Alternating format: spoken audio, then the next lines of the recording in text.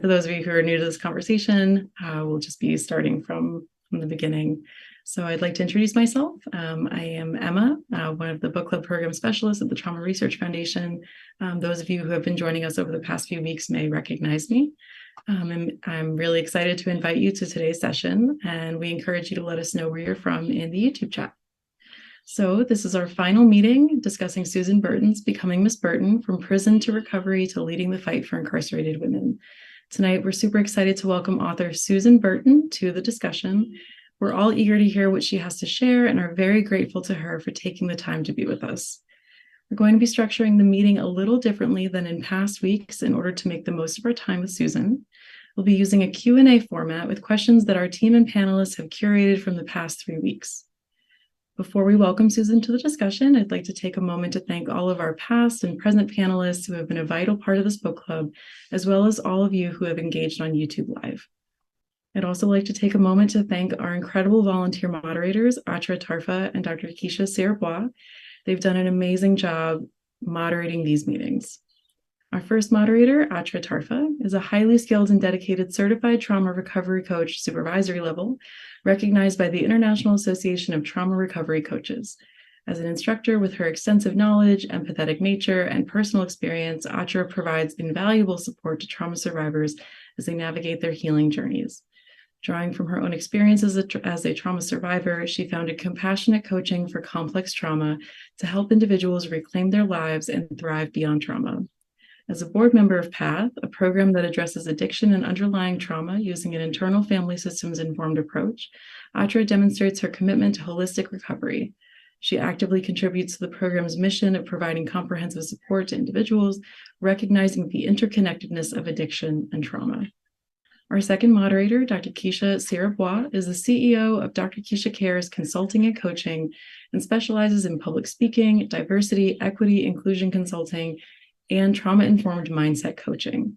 With a passion for racial literacy education and leadership development, she brings a wealth of knowledge, experience, and global perspective to the table. Dr. Keisha's accomplishments have made her a prominent figure in the realm of public scholarship. Through TEDx Talks, Instagram, YouTube international conference lectures, published academic works, and programmatic initiatives, she has emerged as a catalyst for change, championing racial literacy and inclusive leadership. Boasting over 20 years of experience, her scholarly pursuits and advocacy work have garnered a discerning global perspective on educational research and diversity. Now I'd like to introduce our new CEO, Bruce Dixon. Bruce is an award-winning innovator, social entrepreneur, adventurer, storyteller, and human performance geek, his own words. His insatiable curiosity and zest for life have led him to trek around the globe and to engage in an eclectic array of vocations, including professional football, financial services management, leadership development, organizational behavior, coaching, and nonprofit innovation. His passions are framed by pushing the boundaries of mental, spiritual, and physical performance. And now I'm going to hand it over to Bruce to tell us more about the Trauma Research Foundation and introduce Susan. Thank you, Emma. Amazing evening, everyone. And on behalf of our board of directors, our staff, our investors, and our friends, thank you for agreeing to share this sacred space with us this evening. Before we begin our program tonight, I'd like just to take a minute or two to share with you a bit about the Trauma Research Foundation. The Trauma Research Foundation, founded by Dr. Bessel van de Kock and Leisha Skye, is a nonprofit organization dedicated to advancing the understanding and treatment of trauma. Established in 2018, the foundation has made significant contributions to the field of trauma research, education, and clinical practice. Through collaboration with leading experts, we fund cutting-edge studies and disseminate knowledge to professionals, policymakers, and the public. By exploring the biological, psychological, and social aspects of trauma, we strive to develop innovative interventions and evidence-based approaches for individuals and communities impacted by traumatic events.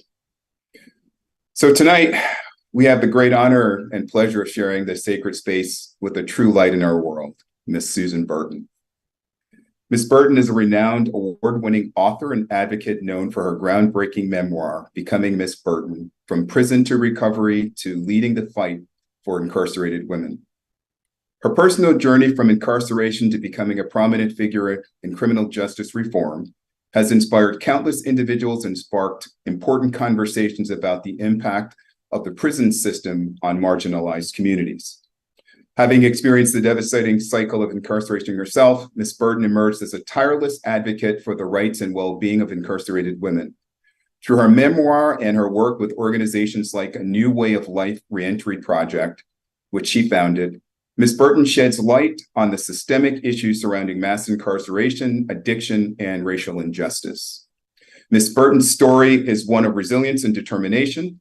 Her efforts to address the needs of formerly incarcerated women, including providing housing, case management, leadership development, and legal services, have transformed countless lives. By sharing her own experiences and advocating for transformational policy change, Ms. Burton has become a leading voice in the fight for criminal justice reform, offering hope and empowerment to individuals impacted by the prison system. Welcome, Ms. Burton, and thank you for being with us this evening. So I'll turn it over to Keisha to take us from here.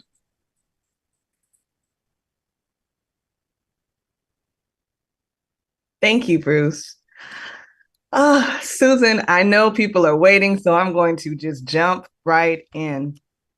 Our first question is from, there we go. Our first question is from Keith Vukasinovich. As you look at all the dysfunctional parts of the criminal justice system, which aspect do you feel needs to be addressed first to have the most significant impact on female recidivism? So I think to have impact on the criminal justice system, we have to broaden and think about everyone who is experiencing incarceration and the harm of incarceration. And I think that driver of that is our 13th Amendment. And so I think that we need to go back and clear out that 13th Amendment to the Constitution and remove the slavery that results as a direct effect of that 13th Amendment, because that drives so much capitalism and capital gain that slaves actually created for this country. So I think it's going all the way back to the Constitution and removing that as a driver and incentive for capitalism and racism in this country.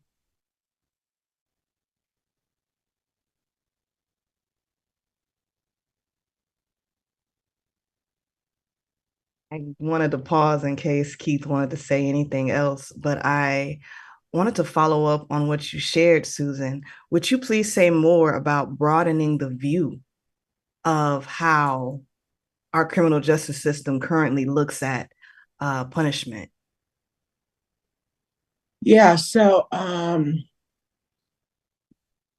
we have a nation that's rooted in punishment, and it's threaded throughout our entire country and our entire social fabric. So I think that there needs to be a whole consciousness raising and spiritual evolution of our country to look not at punishment, look not at things to be people to be punished by when they make a mistake or a bad or a misjudgment. I think that there should be things look at rehabilitation and supporting people to transform maybe habits that they've created or situations that they picked to deal with the circumstances that they're in, whether it be poverty or abuse or neglect or whatever it might be. Punishment. We're not going to punish our way out of a problem. As a matter of fact, punishment just exasperates a problem, just like addiction, or alcoholism or substance misuse exasperates a problem. Thank you so much, Susan. I am going to get out the way so Achara can introduce our next panelist and his question.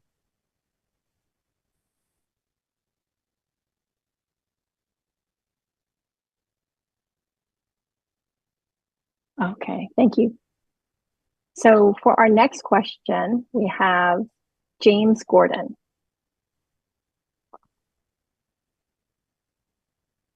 My question tonight is, can you speak to how the U.S. government continues to allow public and private prisons to function without analysis and accountability of human rights abuses? Oh my God, that's that's mind-boggling to me, how we, as a country and citizens, have allowed this institution to take problems or take people that we don't want to deal with and just subject them to anything that these private prisons or state prisons or federal prisons want to do with them. It's as if we created this mindset of throwing these people away and not looking at, again, what we can do as a society and what we can do as a community to support their rehabilitation, to help them heal from whatever has happened in their lives or whatever has harmed them, or wherever it might be mental illness, who knows. But we as a nation, has put people in a place where these people feel like they're above the law and they can do anything with the people that we've sent there, that has been sent there by our judicial system. So it's all wrong, and it's all outrageous. And how do we let people, how do we pay people to rape women? All across the nation, you're seeing where prison officials and prison staff are raping women. How, it's just, I don't have, I don't know how to speak to it, except that, it's outrageous, the permission that we give in these entities, that they have no accountability to us, to do what is just and right and moral. I mean, when we're talking about other countries and we're sending money to Ukraine and we're talking about human rights concerns in China and all that, I mean, it's almost like we're intentionally being blind to what's here at home and intentionally allowing it to happen. And when you went to the state and you asked 4 and 5 times to get checked the box and those things changed and you kept getting the rebuttal, but yet they could see the rebuttal, but they yet could not choose to see the wrong that's going on. And I don't understand how we are continuing to accept the blatant disrespect of human life in America and then be hypocritical enough to hold others accountable. It's awful. Yeah, it is awful. But this is like where we as individuals, as community members, call our electeds to the floor to address, what is happening. This is where we collectively build our own power and our own voice, to address and not allow people to do this in our name. And I'm sure it takes time, but we didn't get here in one day either. Yeah, thank you, James. That reminds me of when you said specifically in the book, if we're going to have change happen, we're going to make it outside of government. Yeah. In community. Yeah. Yeah. Thank you so much, Susan. Thank you, James. Dr. Keisha, I'll pass it off to you for the next question.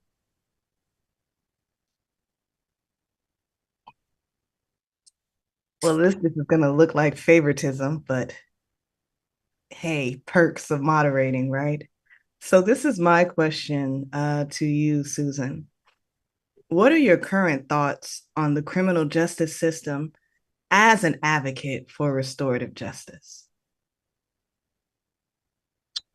So, what I can say is that from where I began this work till now, I feel like there has been a lot of wokeness around the criminal justice system happening, and they seem to be more open and searching and looking for different approaches.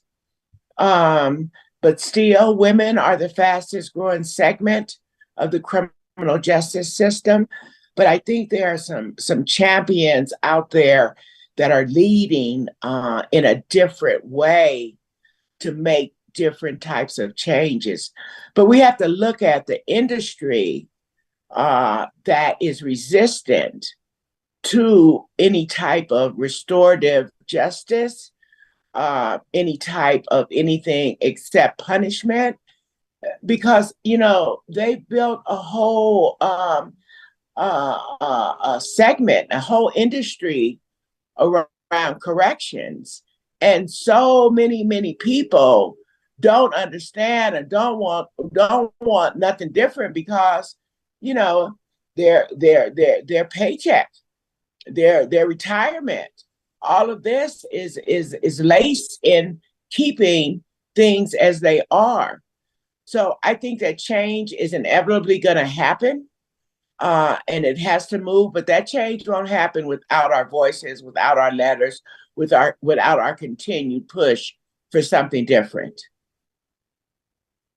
I go back to the portion in the book where it seems as though you become frustrated with trying to work within the system to change it. And you have a line in the book where you say, the problem cannot be the solution. Yeah. And I hear so many traces of that in your current response. And as I look at some of the things you've highlighted, it makes me curious to think, what will the solution start to trickle out of? Because of all the things you mentioned, there's so much vested interest. There is that intentional resistance to change that is going to be opposition to change, but it does not refute the fact that change must occur. If we're going to stay under, the restorative lens or the wokeness that, we see. Okay, I gotta stop because I really enjoy speaking with you, but I'm not but I just want to say, like, again, from where I started to what I see now, there's been just such a shift. And as we work in our communities, it's gonna be a movement of all of us doing small things and big things to address this, punishment mindset. And if it begins with us forgiving one another and putting out a helping hand and walking somebody through a difficult period, and it might be for our work, but it might be because it's just the moral thing to do. And so I think that's ultimately what is really going to shift and change not only the criminal justice system, but the culture of our communities. Absolutely. I'm sure you're aware that there were 2 male inmates who recently graduated from Yale while still serving time. And when I saw that story, I immediately thought of you because that was the exact reference you made in the sense of how much money is wasted in keeping people in jail when they could have taken that same money and given them degrees from Yale. And so to see those two Black men receive those Yale degrees really highlights for me what you're talking about, that change is occurring, but it is on us to continue to push that forward. Yeah. Okay. And one of those men was crying. Yes, ma'am. Yeah, one of them, he was crying, you know, and working with philanthropists now in California who is trying to bring higher education into the California prison system. And he's willing to pay for everything. Mm-hmm. You know, they won't let him in. So we got a couple of legislators around the table and talked about, you know, the challenge he was having, starting a college program, a degree college program in the institution. You know, I was telling them, you know, men always have this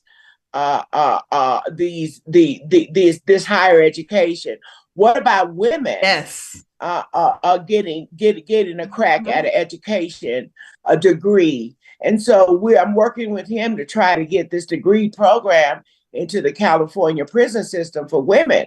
But, you know, it goes again to talk about, this is one of the solutions to actually change the whole culture of the prison, when you have people who are educated and reading and writing and just lifting up the vibration, the vibration of the prison, from a vibration of mischief to a vibration of education and higher things, you know. So yeah, that's profound. Achara, please come, because I talked about vibration and changing the energy. That makes me want to go deeper. So please come and give me the next speaker. I mean, as soon as she said that, I thought of what Tony said last time she was on about how the system is designed to co-opt other people into thinking you're bad, you're never going to get out, things are never going to change, and to sort of be like, there's no hope, to completely be hopeless. And that whole thought of and possibility of, when we change the vibration, you're talking about injecting hope. Yes. And that hope is liberating. Yes. Right? And they don't want these people to be free. Yeah. So I'll jump into the conversation, and we need to move on to the next question. Thank you so much, Dr. Keisha. Thank you, Susan. Yeah. All right. So the next question is from someone that you may be familiar with. So it comes from Miss Antoinette Carter. Oh. How has your So she has been so amazing and been a panelist with us for the past several weeks. And so she shares her question, and I'll read it on behalf of Tony. How has your life transformed in the past 25 years? And what is your next step in life? So my life has transformed in a way from a place of anger and struggle and pain to a life of love, of compassion and patience, to you know, I enjoy I enjoy my life more. But it's went from, I guess, from, you know, like from rain to the sunshine. You know, many of my relationships, especially with Tony, has really been repaired and has came full circle. People see me, I guess, you know, as this some type of you know, exceptional, way out person. I don't see myself as that. I see myself as a person who stayed true to myself and my goals and my dreams and my hopes, not only for myself, but the hopes for others, for the community, for the country, for the world. But, it's gone from, a life of scarcity to a life of abundance. And that abundance is just not for me, but it's abundance for everything with me and around me. I think that I am I guess we might say, a trauma and a hopelessness disruptor in the world. I guess that would kind of say how my life has transformed in the past 25 years. But the thing that I'm most happy and proud about is the last thing that I said, that I've become a disruptor of hopelessness and a disruptor of pain and trauma, to transform those into dreams and goals and ambitions, life, laughter, and joy. I think that's the thing that I most love about my life. I love that. Hopelessness disruptor. Should be plastered everywhere.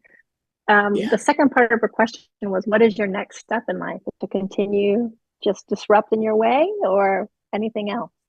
No, so I'm doing quite a bit of mentoring and passing on knowledge.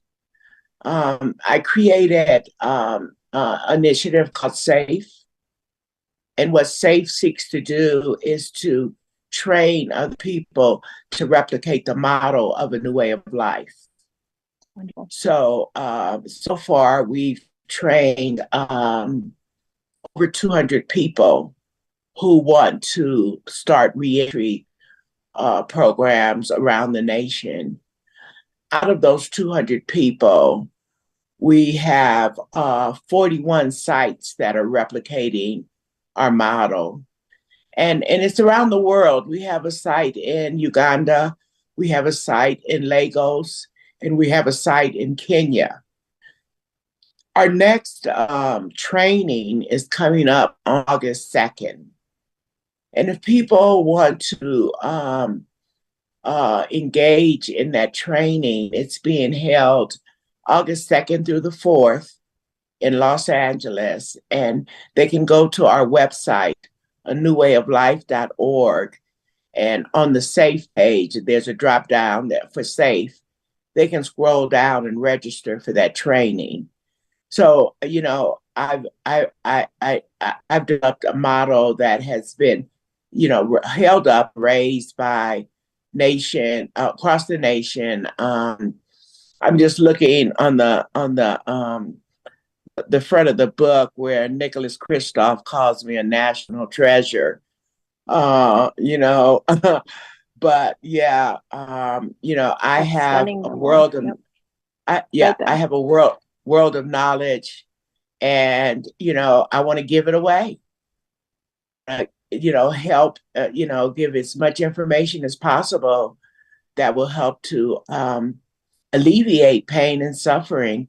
We need to multiply this thousands of times over to disrupt the continuum of disrupt recidivism, translate hope, detour people from incarceration to homes in the community where they belong, and alleviate that trauma and harm that they're going to experience being incarcerated.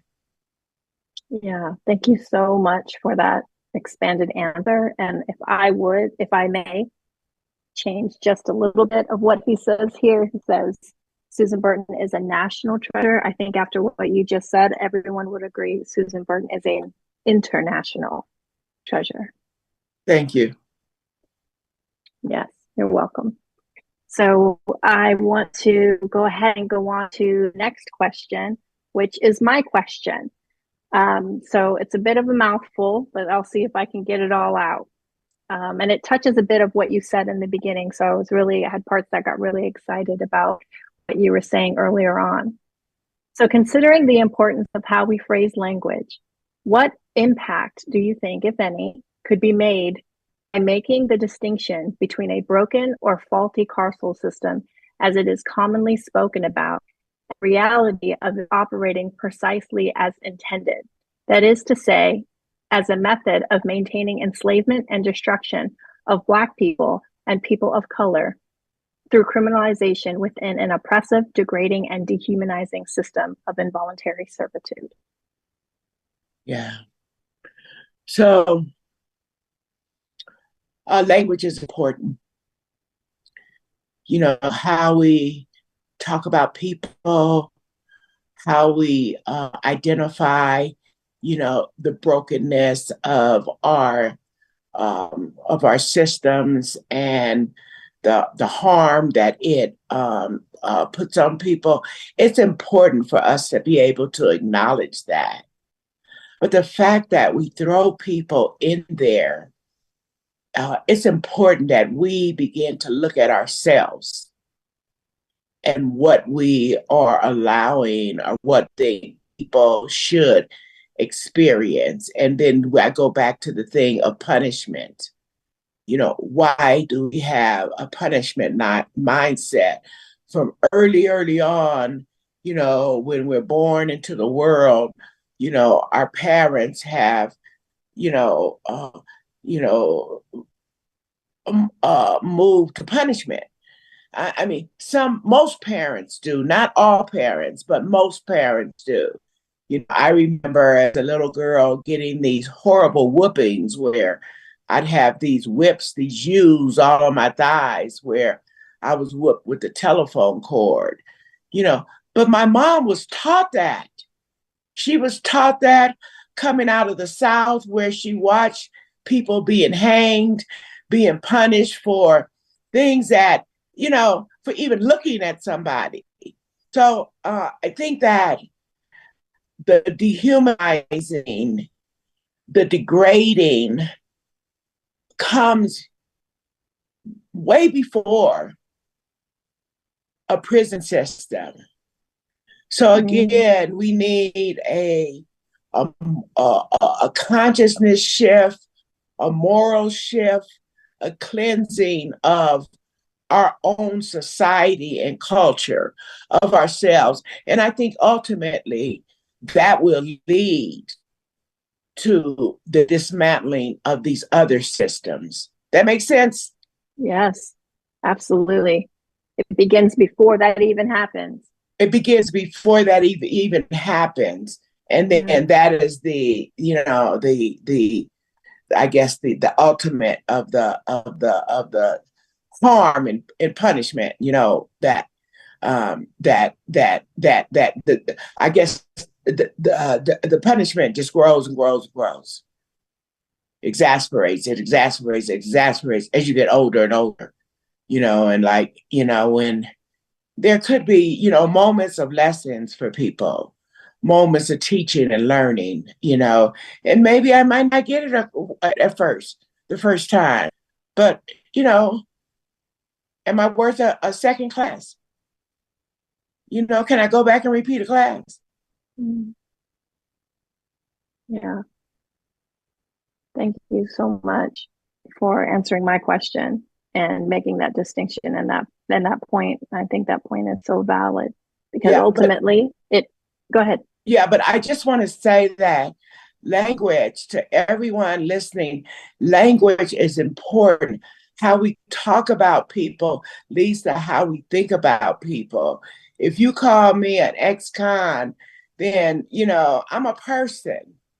You know, I'm not that label there. You know, you call me a parolee. I'm not a parolee. I'm a person under the parole system. That's right. You know, so language is really, really important. Yeah, that was exactly what my question was about.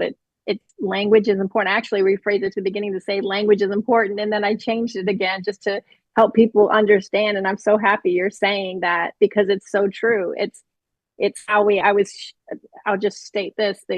I went and had a mammogram today, and this is how the question came to me. I went and had a mammogram, and I went in and immediately, and I'm thinking, it's Pride Month, and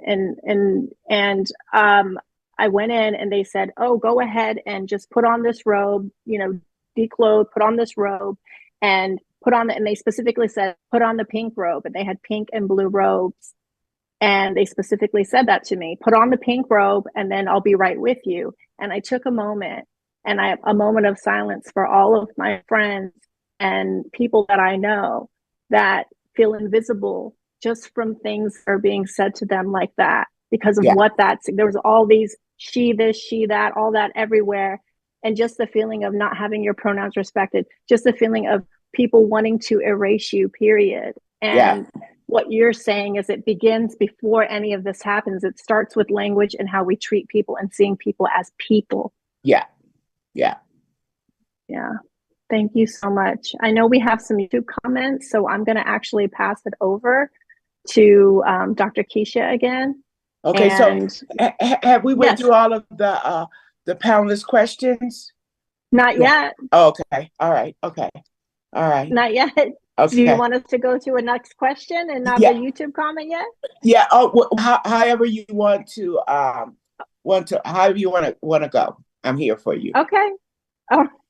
Thank you so much, Susan. I'm learning so much new, and I think we've only gotten through like 6 questions.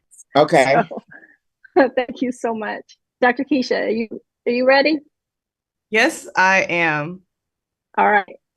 Thank you. So we wanted to give you a little bit of a voice break, but we also like to include the YouTube community in the discussion and share their thoughts on what they're hearing you say in real time. So for Keith's question, someone in the YouTube community shared, as you look at, these are the questions, sorry. The comments that came, separation between local, federal, and international funding. Foreign policy funding is an investment for U.S. international interests with revenue ranging from 1% and up.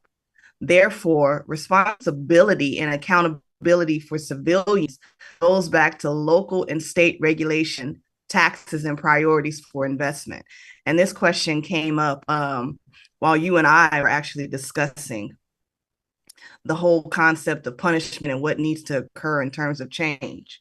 Another comment from the community shares, greetings from the Visionary Ethics Foundation. I am not going to massacre the other translation saying that. Forgive me, Jen. In Costa Rica, focusing on justice in Latin America and the Caribbean. And then we have a couple of other comments. We have here in Virginia, OAR, and it stands for Restorative Justice and Second Chance Programs. In terms of addressing you, Susan, Sarah wanted you to know that you are a real disruptor for good. Thank you. There is interest in finding out from Dr. Blue if you have any programs in Japan as well. And if not, Dr. Blue, I hope you put something in the comments that opens up the door if there's interest in moving that forward. Susan, don't let me sign you up for additional work, but why not Japan? Well, Japan have to come to America to be trained. Mm-hmm. But I've been every place I've been, I've saw how countries treat people incarcerated, and I think it came from, we train people on how other countries on how to do this well. Yes, we do, without question. I think we're all caught up on. Oh no, a few more. From your last conversation with Achara, here's what came from the community. There's a question here, a couple of questions actually. How did Tony's distancing boundaries with you impact her transformation? So, and then, Yeah, I think for Tony, and she was here, and I think she she commented on it. But what I saw is that she had really strong boundaries. And when I tried to get in, she had those boundaries up because she had to protect herself from what might happen. And finally, when I did get myself back on track, while those boundaries were still up, I was thoughtful enough to understand that she needed those boundaries.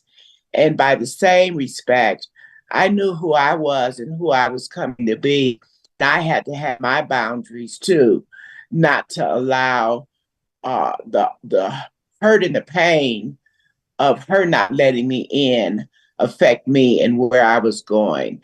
And as I began to build a platform, what really took shape is that I began to share that platform with her so she could have a voice, so she could hear herself, so her pain and disappointment could be recognized, and so that she could heal along with me.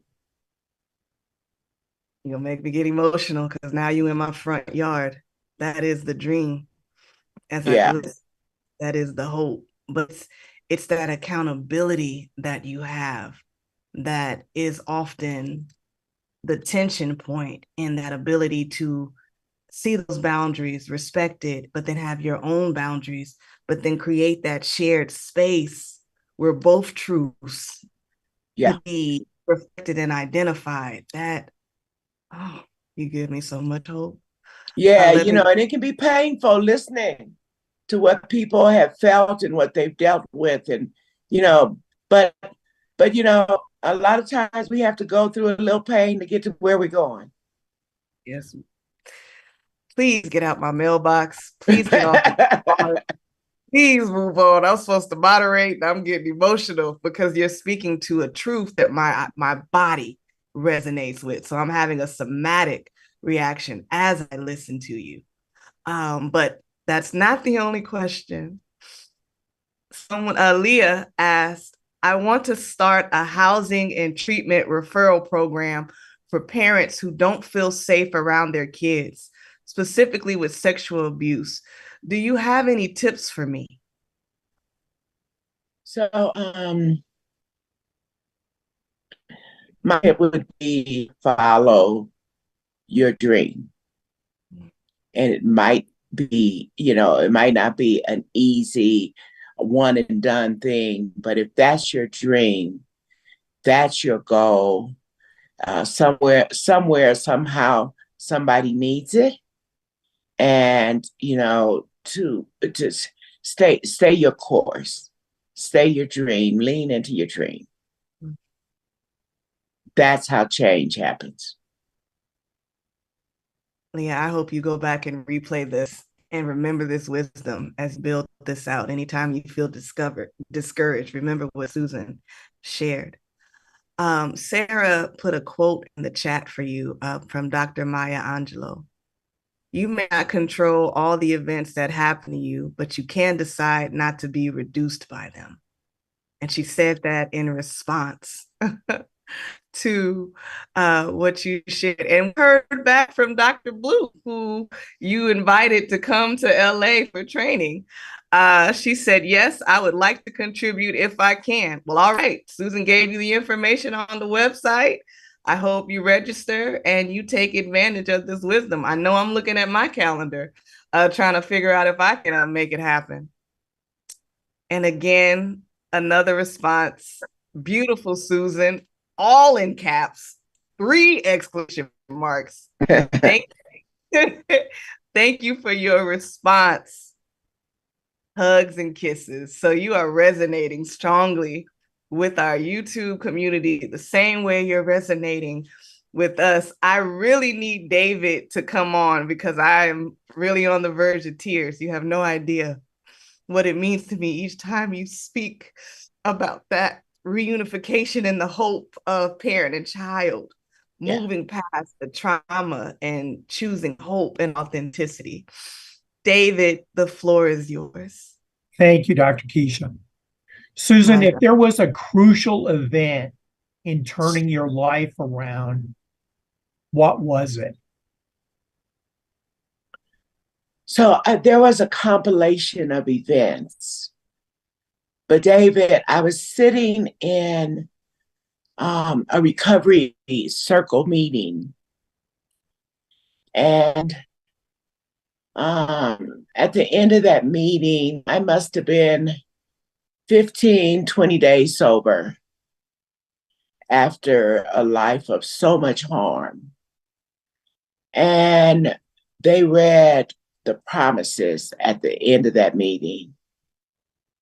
And it went, if you're painstaking about this phase of your development, you will be amazed before you're halfway through. You will know, come on, help me out, David. You will find a new freedom and happiness. You will not regret the past, nor wish to shut the door on it. You will comprehend the word serenity, and you will know peace. No matter how far down the scale you have gone, you will see how your experience can benefit others. The feeling of uselessness and self-pity will disappear. You will intuitively know how to handle situations that used to baffle you. You will suddenly realize that, and then there's a piece in there about financial insecurity will leave you. And then it says you will intuitively know how to handle situations that used to baffle you. Suddenly you will realize that God is doing for you what you cannot do for yourself. And with tears streaming from my eyes, I thought, could this happen for a person like me?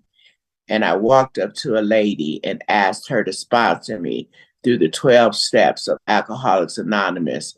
And that lady is still my sponsor today. Thank you so much. What I heard was you had hope maybe for the first time in your life. Yeah. And I think that also when I reached the door of that recovery home, I didn't know it at the time, but in retrospect, I found out that I felt safe for the first time in my life also. And it was like, okay, you can proceed with your life. And so, yeah. But that was a big day for me when I heard those promises clearly. It was like a beautiful symphony or an Al Green record together, but those were, just moments that, allowed me to hold on to something and keep holding on to it. Thank you so much. I'm checking to see if anyone else said anything in the comments before we go on. No? Okay. Then Achara, please take the floor and introduce our next panelist question. Happily. Okay, so our next question, Susan, comes from Julia Pishko. Julia. Susan, I want trauma and hopelessness disruptor t-shirts. I feel like that should happen. I think that's a good disruptor t-shirt, huh? Yeah. Yeah. I love that. I wrote it down really big and bold with quotes of it. Thank you for that. My question is, you have done so much for so many people, both one person at a time, and for the multitudes you've impacted by the work you've done in changing policies and systems. I'm wondering what changes you're the most optimistic about seeing happen in the next couple of years. I know you spoke to a little bit of this with SAFE, which I'm excited to learn more about. And how can we here today and others watching support those missions? So, I sometimes I'm a little hesitant around telling people what they should do, but I can say that you know what you can do, and you have an opportunity to do that, and to step up and lean into those opportunities. I think sometimes what is it that I can afford to do, or people might think about, can I afford to do this? And I think about, can we afford not to do this if we are really truly looking for change? And so, I'm optimistic about, and I have to be optimistic in order to keep going and keep doing and keep giving and keep loving. But I'm optimistic about, you know, the continued awakening of our nation, our people. I really think it's about the people because I think the political and the policies things is working exactly the way they're supposed to work. That's why we have the 13th Amendment. That's why we have things that are Roe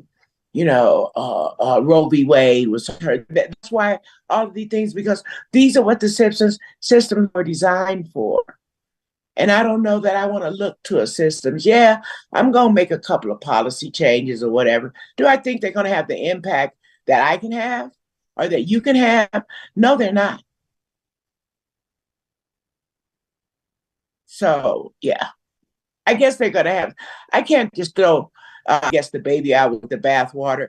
We have to keep ticking around that. But, I think they're designed exactly the way they're supposed to be designed. But we have to, yeah. Yeah, we're getting t-shirts and getting out into the community. That's the game. Yeah, yeah.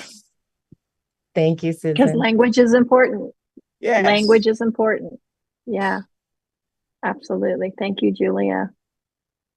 All right, so I'll see if there are any comments. Yes, there were some with Julia's question.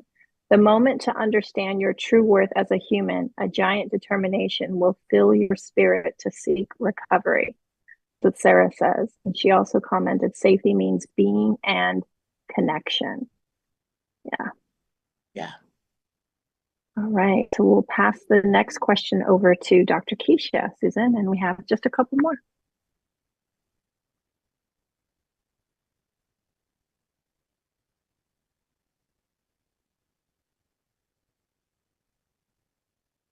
I'm waiting on Angie because this is her question. And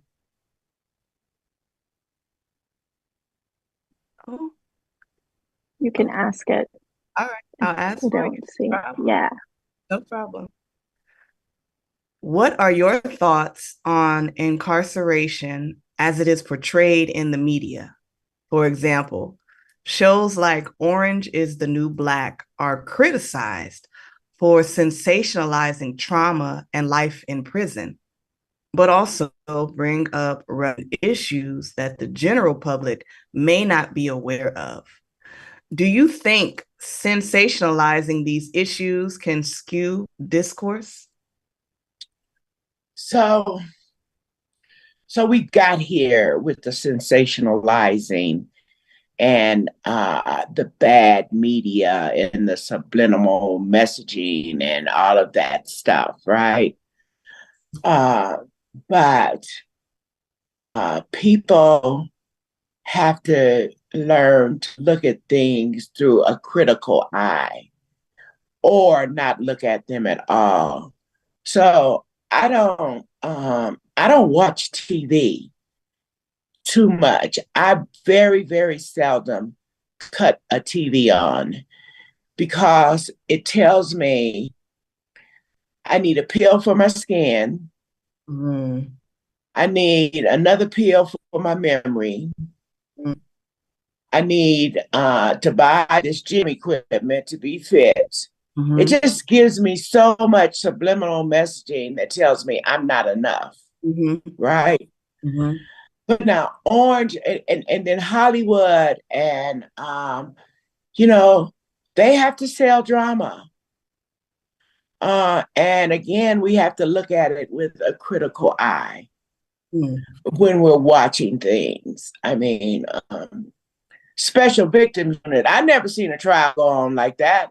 No, not that NCIS and all that. It don't happen like that. So if that's all people do, then they just have to broaden they information, right? So, but Orange is the New Black. It was really, really criticized especially in my community, in the social justice advocate community. But what I thought about Orange is the New Black is that, first of all, it was speaking to folks who were, go dressed in black, folks that go to elite places, right? It was speaking to that sector of our nation. And that got conversations going in places that I could never, ever get into. And shedding an eye, although I was watching the scene where they did the riot. That was way out, and where they buried the guard. All that was way out fictional stuff. But the character Hussein, she was so loved by the folks that watched Orange is the New Black. When the series ended, they created a Hussein a fund that people could give to her. And guess what? That fund got donated to a New Way of Life. Shut up. I mean, hundreds of thousands of dollars people gave to the Hussein Fund. Me and three other organizations received hundreds of thousands of dollars. So it might have been over $1 million that people gave to her name because she was such a loved character. So that's what I think about that, right? So while the writers wrote like they wrote, they wrote for that sector. Yes, ma'am. But it exposed people, and from the beginning through the years, the scripts evolved to be more real. And then this character Hussein that died, I think she might have died in a riot or something like that. Everybody loved her. So they fell in love with a character that was in prison. So that's narrative change. That is narrative change. So here's the spoiler, you all. Warner Brothers just purchased the rights to my book. So I'm a producer. So what I want you to do is when the series, it's going to be a series, when the series is launched, please just give me a little grace and know I'm in there doing my best to get a true story written. But again, I'm in Hollywood. I just got over the tears, Susan. Girl, do it. Yeah. And so I think that another thing that comes along with punishment is judgment. And I've been doing a lot of meditation. Looking at the role judgment has played in my thinking and being able to identify it and let it go and allow people to have, their responses to things without me judging it, being okay without me judging. Not that I'm gonna go along with it, but I don't have to judge it. I can just let it float on by. We cannot just go to the next question without looking at the power of, we've been talking about change. Yeah. One of the things, your daughter, we were so fortunate to have Toni participate at the level that she did. She came on the first one and enjoyed the experience and kept coming. And the only reason why she's not here is because she's not feeling well. So Toni, if you see this recording or if you're watching, know that we love you and we appreciate the tone that you set, the way you vibrated, the energy, the frequency that you brought into these conversations. But one of the things she made so clear to us is that you have to bring some people into this narrative kicking and screaming. When you said, I'm not asking for permission to write this book, I'm going to write this book. Yeah. And Lord, let me get through this. And the courage it took to put the story out there. Yeah. And to see how that has rippled. Yeah. And now it's going to be a film. And it puts me in the mind of The Power of the Color Purple when that story came out and the movie really gave truth to the experience that Black women were carrying. And you expand the dialogue beyond race and just talk about what it means from a woman's perspective to go through this penal system. Yeah. The emotion that I feel is one of just being proud of you as one Black woman looking to another Black woman, like, well done. Thank you. And servant, right? Like, just well done. But then the other part as a social justice advocate is at the power of change that film can have. Yeah. Where people can see that this is sis. Yeah. So the thing about it is that, it's not a film, it's a series. And so people are going to have to roll with me. Yes. And so I think that's going to have such a more profound impact as Orange is the New Black did. And I got one of the best producers that came to me wanting to produce it. John Wells he made Matins, ER, some of the really, really beautiful, in-depth storytelling. It's not sensationalized. It's depth written, so yeah. Susan, we would be honored because we have some time left and we've all done so much reading on what you have done. We'd love it if you spoke to anything you want to speak to, whether it's where you're going, what you hope to do. I mean, you've already left shot for the moon. Like, maybe you want to tell us how you plan on getting to the sun. I have no idea. But the floor is yours. We would just love to hear from you in any direction you want to go through. And then I'll come back with the YouTube comments, but the floor is yours.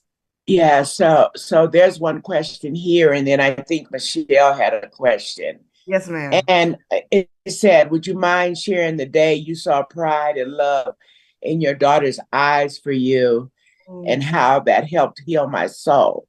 So it's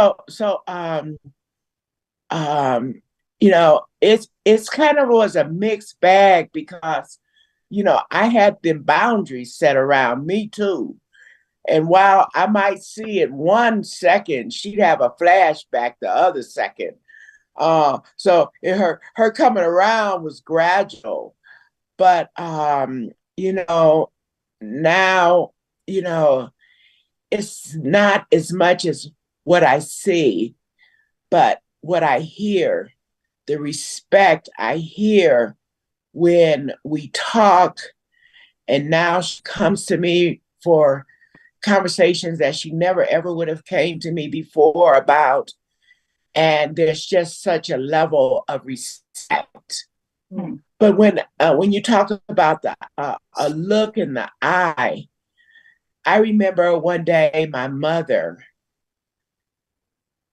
she looked at me and she said my name. And this was after I had did amends with her. It was long after I had did amends with her.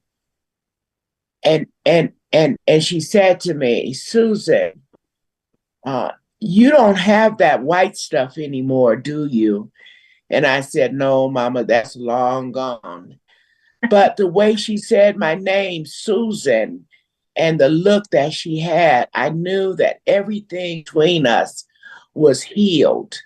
And I heard the love and the wholeness of a mother and daughter in her voice. That's beautiful. Yeah. That's so beautiful, Susan. Your story is what gives me hope for my clients. And I'll be suggesting your book with my clients, to my clients, to give them hope and know that they can do the work and they can get there. Yeah. And they can heal the relationships eventually. Yeah. And I think just for, your clients' sake. So I had the 12 steps of Alcoholics Anonymous to help me, guide me, and heal me and reveal to me. But one of the strongest actions that I took for myself was the act of forgiveness. And that allowed me a channel to my own personal power. So I don't know if you have forgiveness workshops or what have you that you work with your folks with, but yeah. We do forgiveness and we practice extending grace to ourselves. Yes. And there's another book that I read, and in reading your book, I was reminded of this quote. It says, "I was naked and you clothed me. I was sick and you visited me. I was in prison and you came to me." And I haven't been able to get that quote out of my mind in reading your book, because you live that. And I'm so honored to even have this conversation with you here. And it makes me want to do better, not just for myself, but for my community. Thank you so much for everything you've done and the work you've done on yourself and extending it to other people and giving them hope. Yeah. Yeah. Yeah. You reduce us to tears. Michelle, I hear I'm like bawling my eyes out. Doing our best to keep the conversation going, but I just want to ugly cry. I'm just so it's an honor to be in front of someone who has lived their truth and is still living their truth. And when you're I guess when you're just in the same space with it, you can't help but be overwhelmed by it. And so, Michelle, thank you. And if there's anything else you want to share, Michelle, because we sort of went a little long, I want to make sure you have that room. And I'm just going to look at the comments if there's anything else you wanted to share. I have so much that I want to say, but I'm still so starstruck that it's not coming out. So okay. I don't know. Susan, if you want to share your personal with me, I'll take it. Well, I think there was a question in the chat, but the other thing is that Tony will go proudly up to someone and say, that's my mother, and I can watch that stuff happening from across the room. But she keeps it, I guess, pretty basic with me. So yeah, but we're good, and I love her so much. Yes, and I'm so proud of her. Your daughter is amazing. Yes, she is. Okay, I'm going to read the comments from our YouTube community. Denise shared, just being incarcerated is traumatic. Being taken away from all supports in the community and often too far away for family to visit. Decision making is disrupted, and often decisions made by others are detrimental to the incarcerated person. And then here is the way the comments exploded after you shared your wonderful news. Alexis said, "Congrats, Susan." Andrea James' story, "Upper Bunkies Unite," inspired Orange is the New Black. When she was released from Fed prison, she created Families for Justice as healing here in Roxbury, love and resistance. Another comment said, "We the people." Hold on. Let me shout out to Andrea James. She's one of my colleagues that is really working hard around family reunification and to get a woman by the name of Michelle West out of incarceration. And organizing. She's a strong voice. Yes. Yeah. You can take room anytime you want it, Ms. All right. Okay. Whenever. You don't need to interrupt at all. And then there's just so many people in the chat just say, oh. Okay, so finish what Sarah was saying. The people, the first 3 words in the Constitution, many factors alienated humans, groups, and society from the positive power of people to bring change. And then here, Leslie shared, wow, congratulations, Susan. Sarah shared, we need to remind everyone of what they can contribute to their communities, raise voices of choice and freedom with intention. Yeah. Someone else, thank you, Susan. Your book is knowledge put to words. I haven't found the clarity to utter yet. And then there's more words of congratulations. Congratulations, Mrs. Susan. Continue to inspire. You could hear and feel the restoration of the relationship. That's so good. Someone else shared, an inmate sent me that quote when he made a bench for me and asked how to repay, and I asked how to repay him. I thought it was sweet and kept his soul in my forefront. Leslie is saying that we should go ahead and release that cortisol. Yes, we are absolutely doing that. Sarah shared, the hardest prison is the mental prison. Thanks, Mrs. Susan, to set yourself free. Thanks to Miss Susan, we can set ourselves free and soar in hope and forgiveness. Congratulations. This is from Doe. High fives, Miss Susan. Thank you for the profound inspiration and creating this soulfully nourishing book. Bless you. Bless you in all ways of being. Bless us all against all odds. It's such a privilege to witness multi-generational healing. So let me tell y'all this. So I have Tony, and Tony has a daughter. And when you talk about multi-generational healing, and my granddaughter is, I think, 37 or 38 or something. And I've been like, God, let me stay. I want to be a great grandma for my job is done. Let us be 4 generations strong on the land. My granddaughter announced to me a month or so ago that she's gonna have a baby. So we're gonna be 4 generations strong. And so yeah, multi-generational. And thanks to Tony and her ability, insight, and her discipline, she's broken all of the stuff that held us down. She broke that through for the family and for her family, and I can't see nothing but the best going forward for our generation, our generations behind us. So yeah. Achara, please come back up. Because if I go any longer, I'm just gonna let all the tears flow, because I am so thankful for what Tony, through her willingness. I think about that last time you called her and you said, Tony, I need somewhere, can I live with you all? Yeah. The power of her opening that door, and the power of your granddaughter, because Tony had to talk to her about it. And she said, we got to take her in. Yeah, my granddaughter has been my biggest advocate. I wouldn't have got nowhere with Tony because she was done with me. But my granddaughter is still today. She is like, hey, that's grandma, right? Right. And that was the pivotal point that changed everything. That changed everything. And I really don't know what I'd have done had it not been for Tony.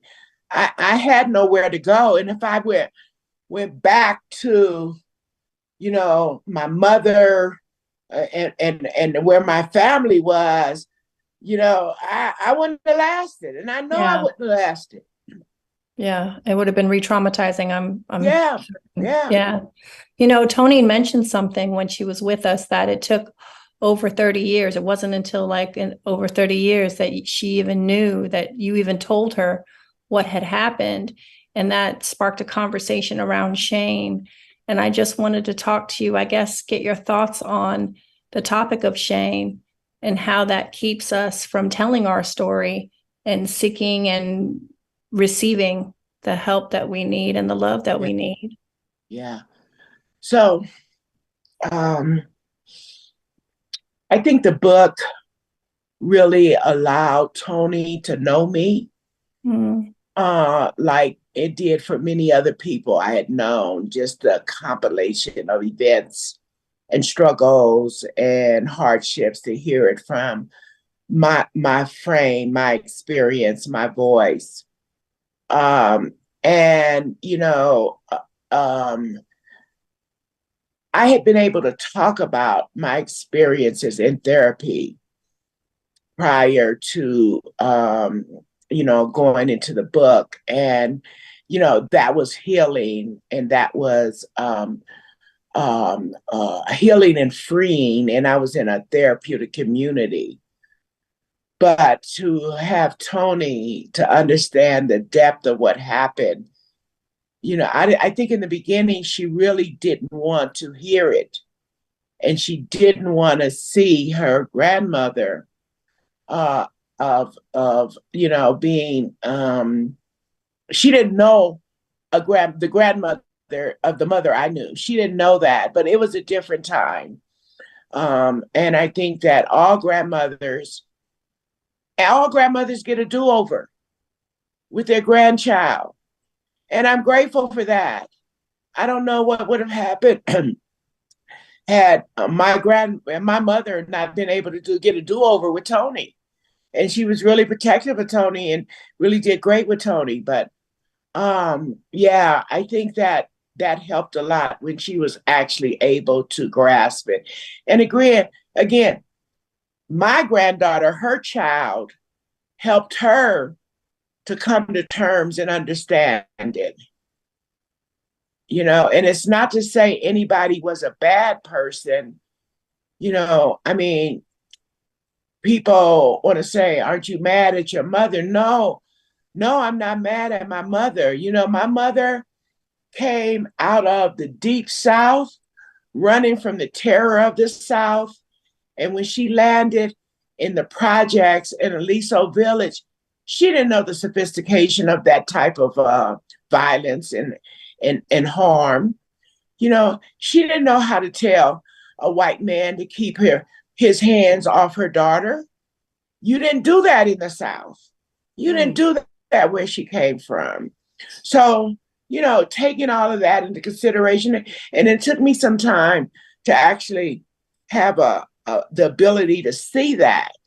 Not to say it was right, but it was her reality and my experience. And it doesn't help me not to let go and find a way to forgive and understand. Thank you so much. She had the way she had expressed it, that it was a pivotal moment for her. It really was. Yeah. And it sounds like it was for you too. Yes, it was. Yeah. Thank you. Thank you so much. I know we're a bit at the end of this, and I don't want it to end. I have a part that's really not wanting to stop talking to you and about your story. And I hadn't had a chance to come on and say that I'm so excited for the series that's coming out. I think in today's world, a lot of what we understand and what we know comes through entertainment. And so I cannot wait to see how your story will permeate this world for good. Yeah, so I need all of y'all to send out energy vibes of truth and power for the series, and some energy vibes for the writers to get off strike so we can move forward. So, Yes, absolutely. Yes. All right. All of that, all of those things. Thank you so much. You're welcome. Thank you, everyone. This has been really, really great. Pretty appreciate the time that you gave to this whole series. We appreciate you so much. Thank you. All right. So I got to call Tony. I didn't know she wasn't feeling well. I got to give her a call. Yes, ma'am. Right. Thanks for that. Well, we're going to pass it over back to Emma, I think, and to wrap us up, and we'll be done. Thank you so much. Yeah. Thank you.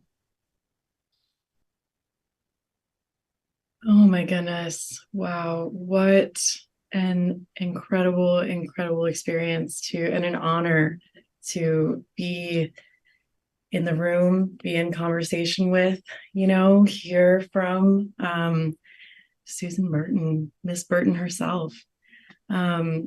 So I really want to express my gratitude, the gratitude of everyone at the Trauma Research Foundation, to Susan for taking the time to be with us today, for our volunteer moderators, Dr. Keisha Sirbois and Atra Tarfa. These conversations were held so beautifully by you and were conducted so beautifully thanks to you, and we are eternally grateful. So this does bring us to the end of this season. However, we want to welcome you all back for our next book club season starting September 7th. The next book we'll be reading together is Let Your Light Shine: How Mindfulness Can Empower Children and Rebuild Communities by Ali Smith, Atman Smith, and Andres Gonzalez of the Holistic Life Foundation. There will be 4 sessions for this upcoming book club, just like this one. The first 3 sessions will be discussions between our panelists and moderators, and the 4th session will feature a live Q&A just like this with our authors. And you can begin registering for this book club on Monday via our website. But I would be remiss if I didn't acknowledge one more time, just how incredible this experience has been, how eye-opening, how important these conversations are to have. And, my gratitude for our panelists and moderators and Ms. Burton for first, Susan, for bringing the conversation to light with your memoir, and, for really bringing this consciousness raising, as you said earlier, to all of us, and to our panelists for being here and being present for these discussions and bringing your whole selves, and your vulnerabilities and your stories and your insights. Thank you to our moderators. Again, we couldn't do this without you. You are both pros, and I'm so, so, so grateful for your partnership. And I thank everyone out there on YouTube Live, everyone in the chat. You guys also contribute so much to these discussions and so much to these conversations, and your participation is exactly why we're here. So thank you so much for being here with us these past couple weeks. We're so grateful, and you can come back to these recordings whenever you'd like to re-experience the magic that we've been creating over these past sessions. So thank you so much, and I wish all of you well.